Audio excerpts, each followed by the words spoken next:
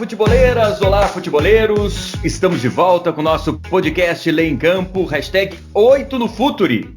E o assunto hoje é: FIFA tem uma política de direitos humanos? Copa na Rússia, no Catar e agora Mundial de Clubes na China. Países que são alvos de denúncias por violação de direitos humanos. E como fica o estatuto da entidade maior do futebol, que assume uma posição clara de defesa de direitos humanos? Essas escolhas não contrariam essa política adotada em 2017, depois de uma série de escândalos envolvendo dirigentes da entidade? São muitas questões que envolvem esporte, direito e, claro, valores fundamentais. Vamos atrás das respostas perguntando para as pessoas certas, os nossos especialistas. O podcast Lê em Campo, #8, está no ar. Futuri apresenta Lei em Campo.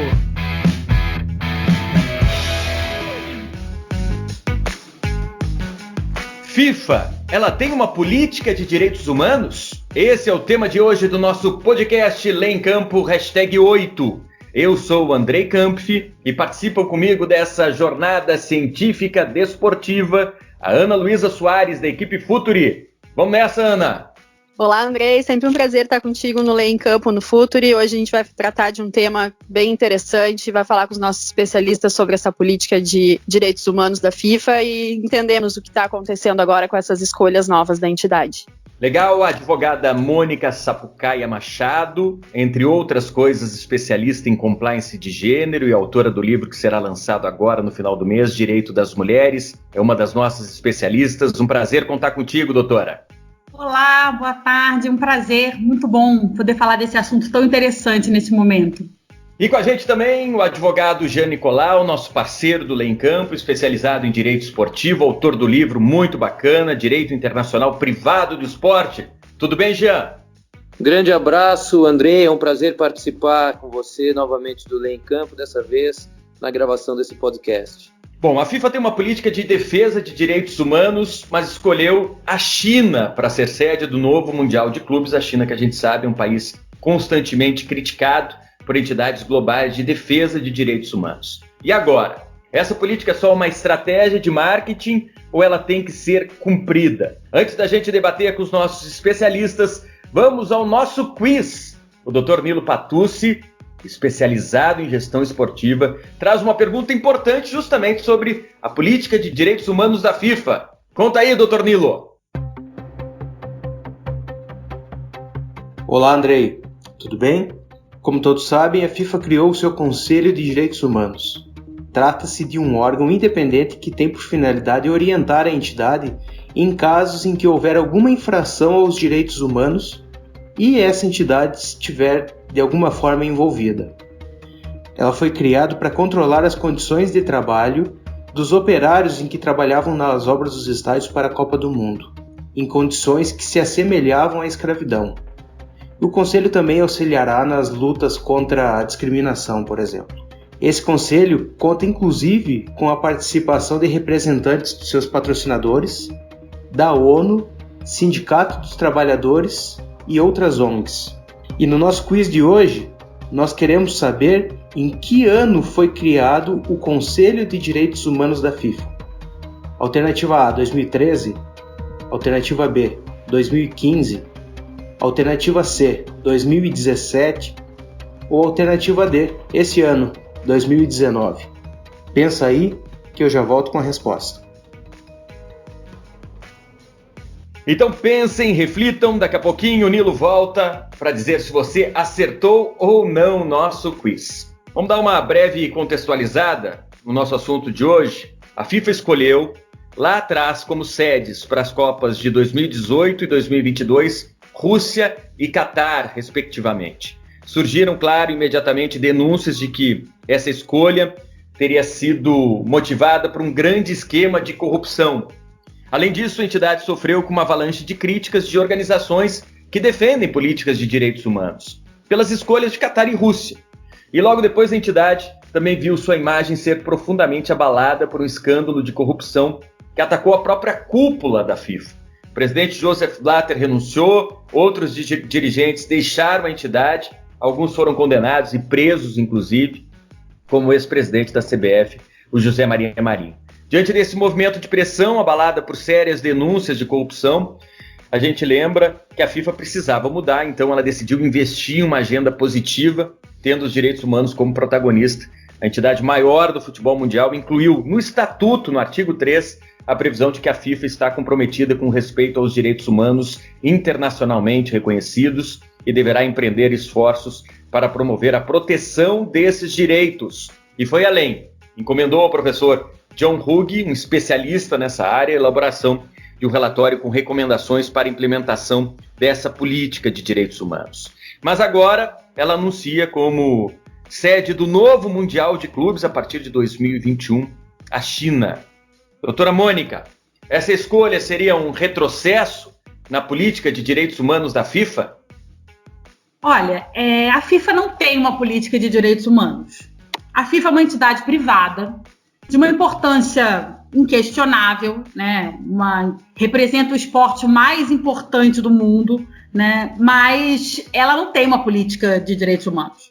Ela, em 2018, constitui a fundação, ela tem sim tentado comprar uma agenda positiva através de compromissos nesse debate, mas ela não tem ainda instituído uma política de direitos humanos. Eu acho que demonstra que o compromisso assumido, né, no estatuto, ele está, na verdade, vinculado a uma questão de oportunidade.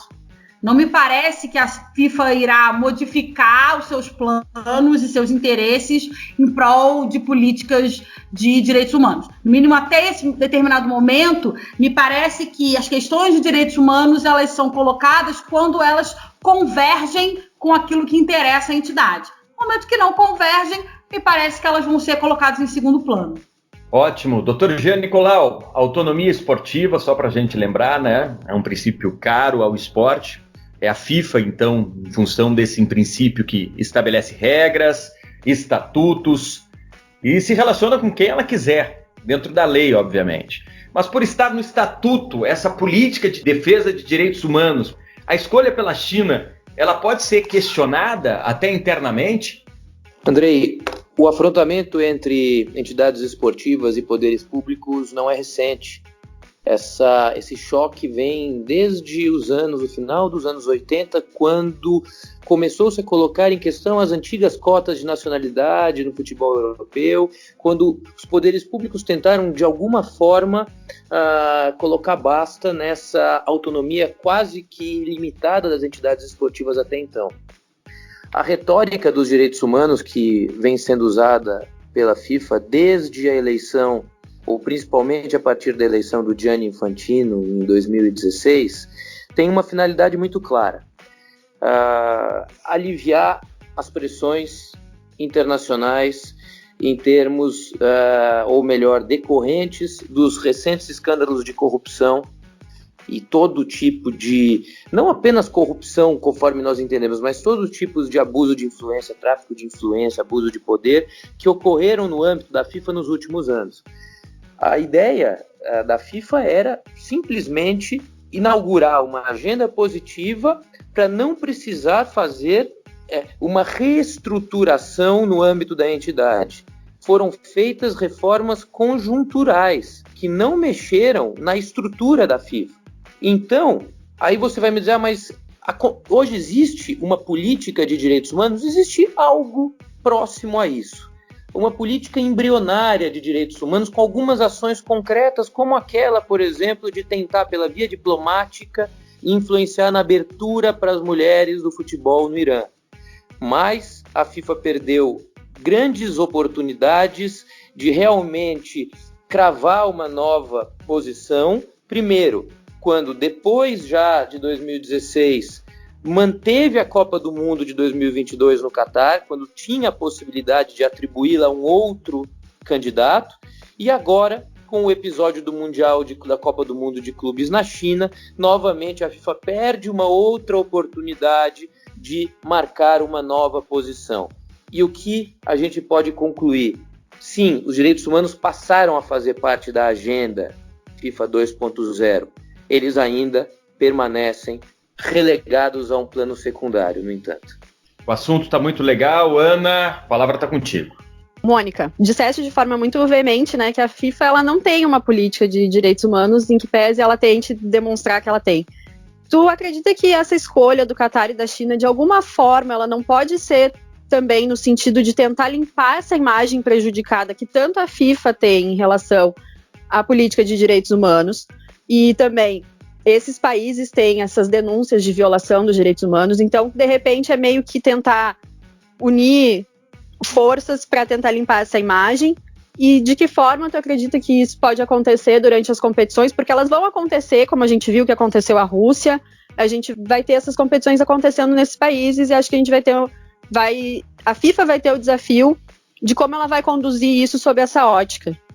Então, eu falei bem veemente que ela não tem uma política de direitos humanos, porque para ter uma política de direitos humanos, precisa se submeter a determinados preceitos que a FIFA não se submete, né?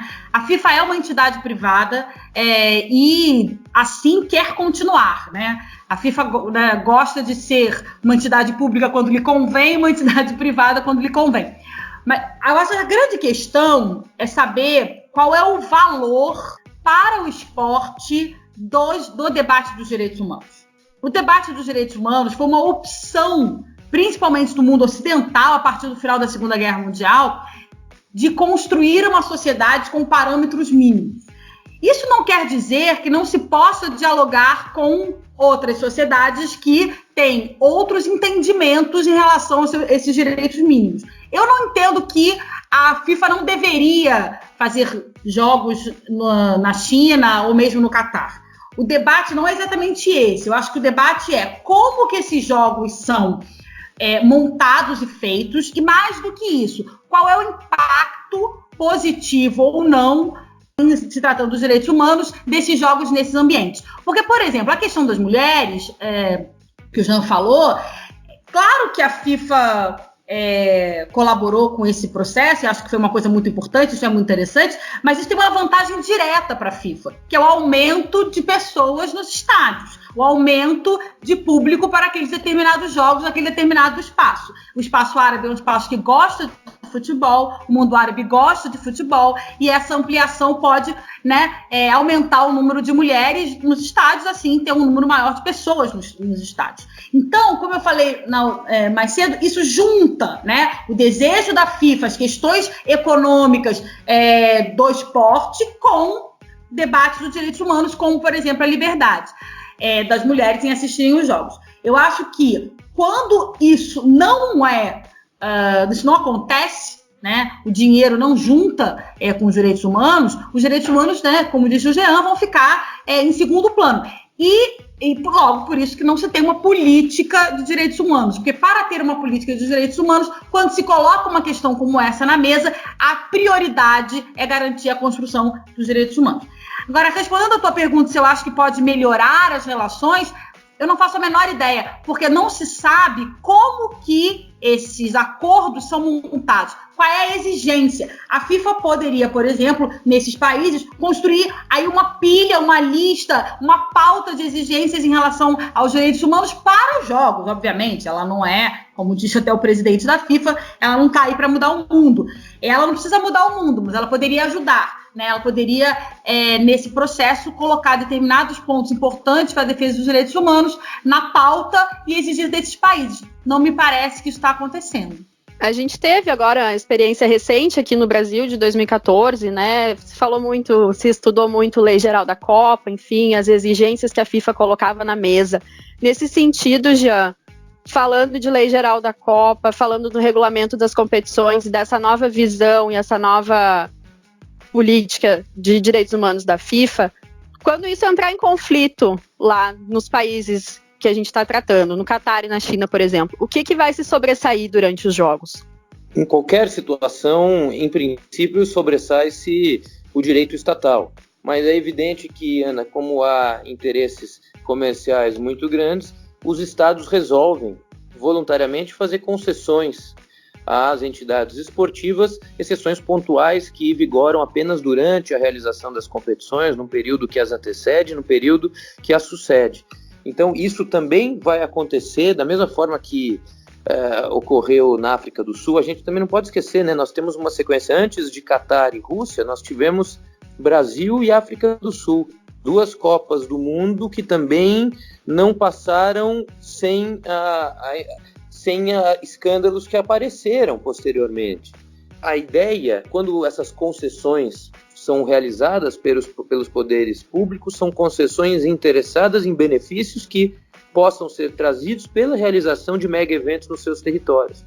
Nada mais do que isso, são concessões pontuais em que permitem que o direito estatal se subjugue, pelo menos por um determinado momento, ao direito desportivo. Legal, deixa eu voltar a comentar sobre essa conquista histórica que foi citada pelo Jean, pela Mônica, da presença de mulheres nos estádios iranianos. Depois de 39 anos, elas puderam voltar a assistir uma partida de futebol. A gente sabe que a Revolução Islâmica, lá de 1979, mudou radicalmente o comportamento da sociedade iraniana, em especial privou as mulheres, entre outras coisas, de acompanhar eventos esportivos junto com homens. As mulheres resistiram, até porque o futebol é uma paixão de muitas mulheres por lá, tanto que algumas assistiam aos jogos até disfarçadas de homens. Vários movimentos globais defendiam essa presença feminina, mas depois que a FIFA entrou na história pressionando as lideranças iranianas, o movimento ganhou força e elas puderam voltar a assistir a uma partida. Essa decisão ainda não é definitiva, não sabe se elas vão poder continuar acompanhando o futebol no Irã. Mas eu quero saber da doutora Mônica, qual é a importância e a força de entidades como o Comitê Olímpico Internacional, como uma Federação Internacional de Automobilismo e como a FIFA tem em movimentos globais como esse? Muito importante. Para os direitos das mulheres, como todos os direitos, não só os direitos das mulheres, mas os direitos passam por 2 etapas, né? Na verdade, você começa com o direito formal e normalmente depois vai para o direito material. Raramente você começa com o direito onde você tem o direito formal e o direito material. O que é isso? Tem o direito na lei e tem o direito na realidade, né? E depois temos que ter o direito na realidade para todos. Mas, de qualquer forma, nesses países onde a proibição das mulheres em locais públicos, em determinados cargos de trabalho, essa proibição escancarada, essa proibição legal, essa positivada, ela tem um peso muito grande na luta das mulheres por igualdade. Então, quando essas entidades ajudam nesse processo de ampliar na esfera legal as possibilidades de acesso às questões públicas das mulheres, isso tem uma importância enorme. Isso tem uma importância enorme para a luta das iranianas na busca por mais direitos, né? E acho que o esporte pode cumprir esse papel de forma fantástica. Isso não significa que é suficiente, né? Isso não é, mas eu acho que tem uma importância muito grande e tem uma fala muito importante no sentido de que o esporte também é lugar de mulher, não só para aquelas mulheres proibidas, mas para o mundo, né? A gente sabe o quanto o esporte e o futebol, principalmente, ainda é um ambiente mais masculino e mandado pelos homens. Então, eu acho que isso ajuda a mostrar esse debate para todo mundo, não apenas para as iranianas. Eu acho que é de suma importância. Jean, vamos voltar a colocar uma questão importante, muito embora pela leitura que eu estou fazendo das colocações da doutora Mônica, das tuas colocações, a FIFA tem colocado no estatuto uma política de defesa de direitos humanos muito mais para criar uma agenda positiva do que um compromisso de fato com esse tipo de postura, com esse comportamento de defender algo que entende como fundamental. Isso se explica justamente pelas escolhas que ela tem tomado. Mas pelo fato de estar no estatuto da entidade, existe um caminho jurídico, até interno, tomado por algum presidente de federação, que possa ser tomado para questionar essa decisão de levar, por exemplo, o Mundial de Clubes para a China? Não, Andrei. Pensando juridicamente, não. Agora, o que eu preciso colocar aqui é que eu acredito muito nas pequenas vitórias na vida que fazem, que começam, que iniciam revoluções ou grandes reformas. E o fato de a FIFA, a partir de 16, ainda que não tenha feito reformas estruturais, O fato de falar em reformas, incluir direitos humanos no seu estatuto, e mais do que isso, eu me lembro, 8 de junho de 2017, a FIFA publica um relatório encomendado a John Ruddy, que é professor de Harvard, a respeito dos direitos humanos. Ele, que foi a mesma pessoa que redigiu, sob encomenda das Nações Unidas, os princípios diretores em relação a direitos humanos para sociedades transnacionais. Essa mesma pessoa foi contatada pela FIFA, faz parte tudo isso, circo ou não, isso faz parte da Agenda 2.0, e hoje existe um relatório que trata da política da FIFA sobre direitos humanos, mais do que apenas a menção a direitos humanos no Estatuto da FIFA, desde 2016, existe esse relatório. O relatório que prevê pelo qual a FIFA se compromete a respeitar os direitos humanos. Daí a dizer que alguma medida jurídica concreta possa ser apresentada, adotada para retirar o Mundial da China é outra história. A gente pode encarar tudo isso como um movimento de abertura, um movimento que ainda deve se manifestar com alguns pequenos gestos políticos e não com grandes escolhas como são as escolhas das sedes dos grandes eventos, porque, eu repito, o dinheiro ainda fala mais alto. Ana, mais 2 perguntas, por favor. Mônica, a gente falou recentemente aqui no Lei em Campo, em 2 episódios, do combate à homofobia e do combate ao racismo chegando na FIFA, a partir daquela decisão, né, de que as partidas poderão ser paralisadas quando houver manifestações racistas, homofóbicas, enfim, a gente tem visto isso acontecer. A gente tem aí 2 anos até o Mundial da China e mais 3 anos até o Mundial, a Copa do Catar. Como que tu vê esse caminho até lá? E de que maneira tu acha que a gente chega nesses eventos em relação à proteção dos direitos humanos no âmbito da FIFA? Olha, eu concordo com o Jean, eu acho que os primeiros pequenos passos são muito importantes. E acho que a FIFA faz isso, tanto quando apoia as mulheres no Irã, quanto as questões do racismo, que eu acho que são questões que muito importantes para o esporte, principalmente para o futebol. A gente convive com eles diretamente, diariamente, esse debate. Então, eu acho que são questões positivas e eu acho que a FIFA, nesse momento, se posiciona corretamente.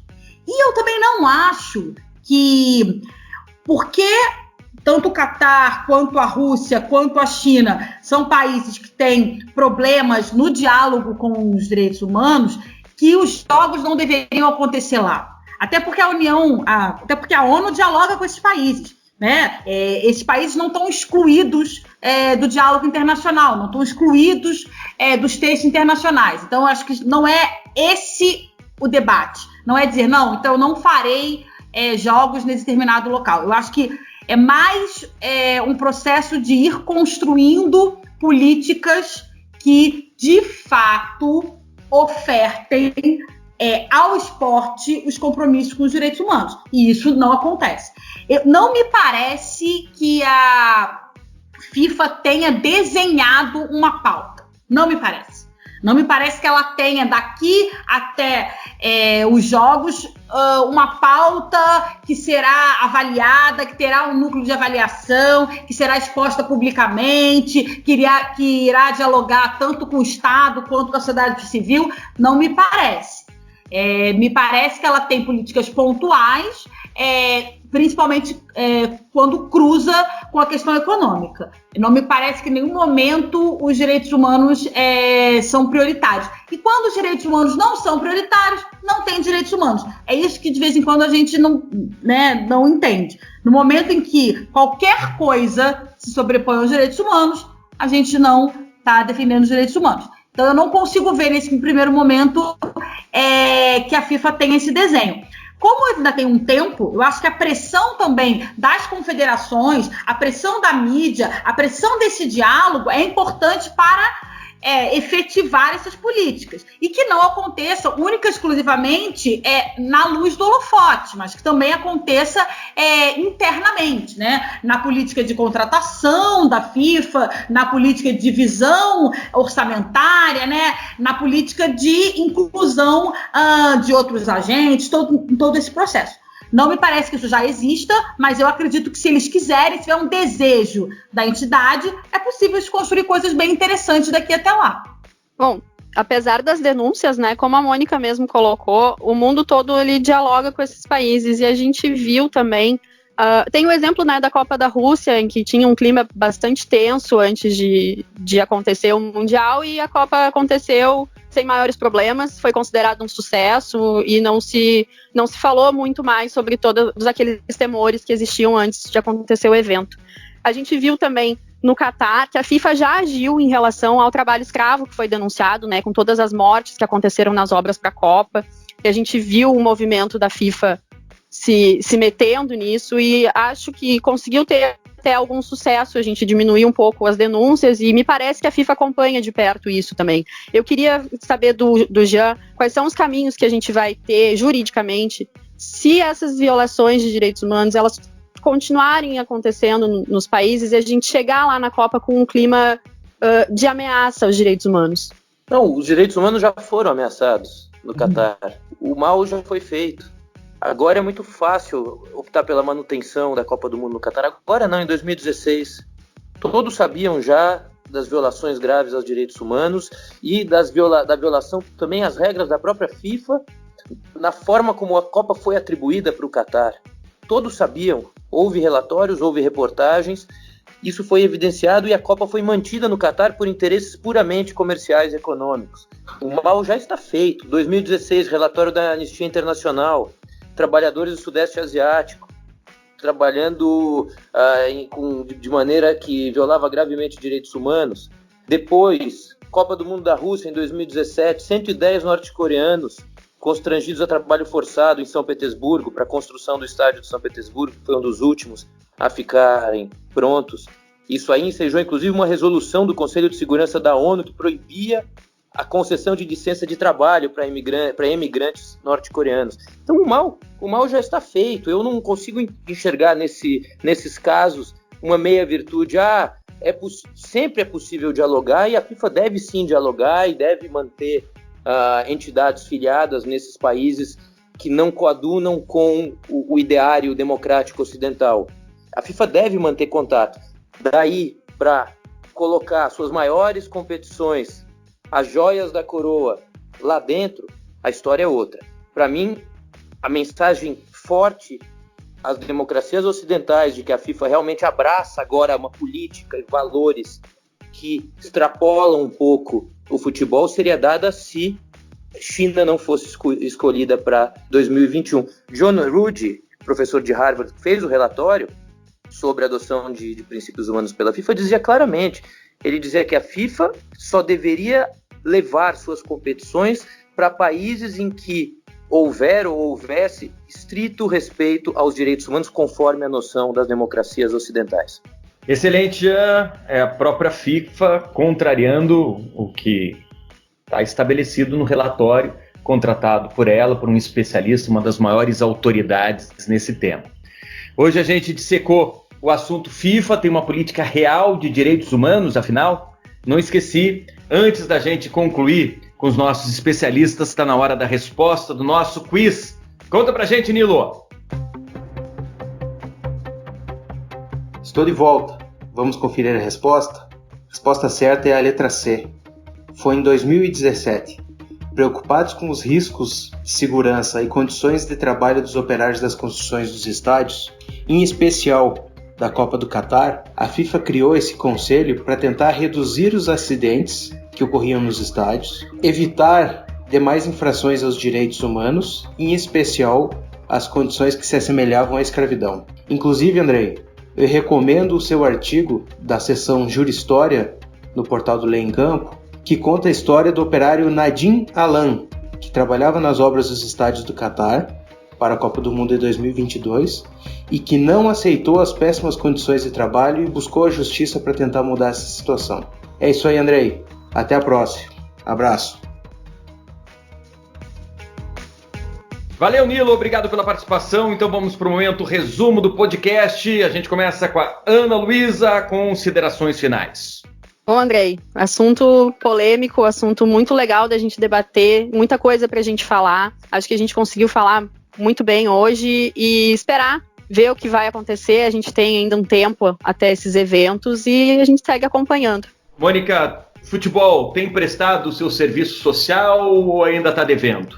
Olha, o Clube dos Direitos Humanos é aquele que basta nascer humano para estar dentro, né? O futebol é um esporte do coração do mundo, né? E acho que ele tem uma função essencial de garantir que nos seus espaços os direitos humanos sejam respeitados. A gente não vive essa realidade ainda porque os direitos humanos são desrespeitados no mundo inteiro o tempo inteiro. As pessoas ainda entendem os direitos humanos como algo extra, como algo a mais, e não como pilar de toda e qualquer ação humana.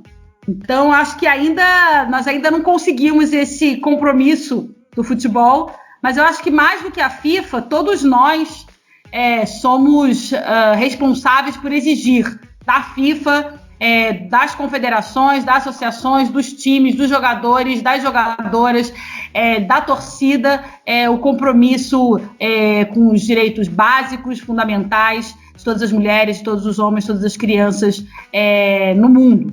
Então, eu acho que fica aí o compromisso de todos nós com essa caminhada que não tem fim, que é utópica, não tem fim, mas que ela é necessária e urgente. Doutor Jean, como é que o movimento esportivo e a FIFA pode dialogar e ajudar nessa questão de direitos humanos para a gente também ser um agente catalisador dessas transformações necessárias?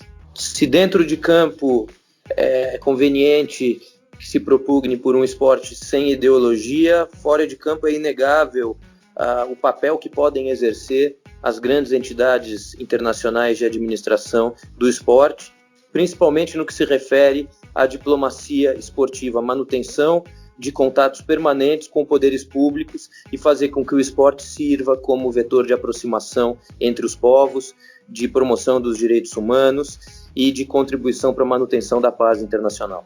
Legal, é isso. Antes da gente se despedir, aquela dica literária sempre importante do nosso Lê em Campo, uma tabela indispensável que a gente sempre vai defender entre esporte, direito e literatura, livro na mão, é sempre importante. E o Lê em Campo não abre mão dessa sessão comandada pelo Alexandre Barreto. Conta pra gente, Alexandre, o que você encontrou, qual é a dica da semana? Olá, nossa dica de livro dessa semana lá no www.leemcampo.com.br é 1987, de fato, de direito e de cabeça, que conta o campeonato mais controverso da história do futebol nacional, diferente de tudo que já teve até hoje e que chegou até o STF. Dá para imaginar a confusão, né? Em se tratando de Brasil, dá para imaginar tudo. Até a necessidade de a Corte Suprema ter se envolvido em um Brasileirão e o fato de uma das partes até hoje não aceitar o resultado daquele campeonato. O Brasileirão de 87 foi além das páginas de esportes, entrou o mundo jurídico e até policial. Os autores André Galindo e Cássio Zirpoli apresentam então toda essa trama, com os lados, reuniões, envolvimento dos tribunais. Um livro perfeito para essa tabelinha entre direito e esporte. O livro tem prefácio do Tino Marcos, traça o ambiente político e esportivo brasileiro desde os anos 70, que vai ter efeito sobre o Brasileirão de 87, a criação do Clube dos 13, o caminho que levou à criação da Copa União, e traz muitas documentações, entrevistas com Zico, Leão, Arnaldo César Coelho, Eurico Miranda, Kleber Leite. Incrível, um livro muito bacana, muito interessante, sobre um campeonato atípico com a cara do Brasil, infelizmente. Fica a dica lá na seção Esporte das Letras. 1987, de fato, de direito e de cabeça. Um abraço. Valeu, Alexandre. Obrigado, Ana Luísa, doutora Mônica Sampaio, Jean Nicolau, os nossos especialistas. Foi legal demais. Hoje a gente tratou do tema FIFA. Tem uma política de direitos humanos? Importante a gente entender que o futebol e o esporte é, sim, um dos principais fenômenos da nossa cultura, da nossa sociedade. Ele tem uma capacidade rara de mobilização, de encantamento, de engajamento. Isso é importante a gente reforçar. Por isso ele é reconhecido pelos principais órgãos do planeta, como a ONU, o Jean citou. Por seu alcance, ele serve também como uma ferramenta de transformação social, um catalisador dessas transformações. e em questões que lidam com discriminação, com violação de direitos humanos, com genocídio. É importante que o movimento esportivo se posicione. Embora não exista uma lei que a impeça, e o Dr. Jean deixou isso bem claro, a FIFA de se aliar a parceiros com políticas de desrespeito aos direitos humanos, as entidades esportivas não podem enxergar o jogo apenas como um negócio. É importante o esporte, repito, ser um catalisador de transformações sociais fundamentais. Historicamente, o esporte já ajudou na luta contra o racismo, contra a discriminação aos mais pobres, até na nossa abertura democrática aqui no Brasil durante os anos da ditadura. Devido à força que o esporte tem como instrumento de transformação, não pode existir jamais fronteira entre ele e causas importantes para a sociedade. Foi isso que a Mônica, a Ana, o Jean e eu contamos nesse nosso podcast #8. A defesa fundamental dos direitos humanos do esporte tem que entrar nesse jogo sempre, a FIFA também, não só através do estatuto, mas através de diálogos importantíssimos e necessários. Valeu? Recados, siga o Lei em Campo nas redes sociais, @Lei em Campo, assine a nossa newsletter e fique por dentro dos conteúdos do Futuri. Para quem ainda não sabe, lançamos o Futuri Club. Venha fazer parte do time para ganhar conteúdos exclusivos e a cada meta atingida, desbloquear mais produtos do Futuri. Seja um cliente Silver ou Gold, acessando apoia.c/Futuri. Foi legal demais esse encontro, aquele abraço, até a próxima. Tchau, tchau.